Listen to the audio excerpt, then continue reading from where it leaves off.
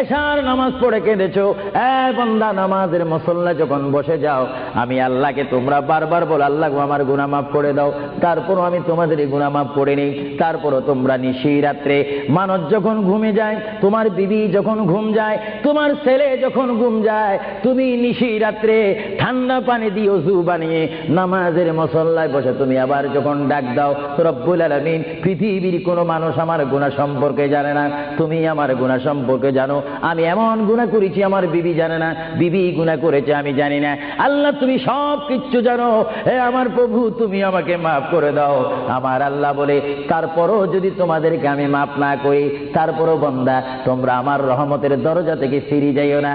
আমি তোমাদেরকে হুকুম দিচ্ছি, ওয়ালাউ আন্নাহুম ইয যালামু আনফুসাহুম জাউকা, বান্দারে যদি গুনাহ করে ফেলো আমার রহমত থেকে মুখ ফিরিয়ে তুমি চলে যাইও না।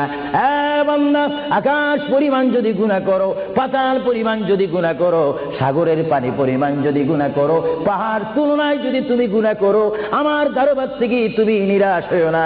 বান্দা আমি তোমাকে একটি রাস্তা পাঠাই দিচ্ছি, একটি পথ তোমাকে আমি দেখাই দিচ্ছি। সেই পথটি কোন পথ তোমরা জানো?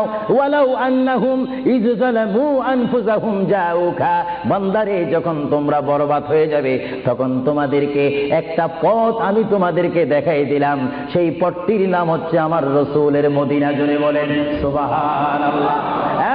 বান্দা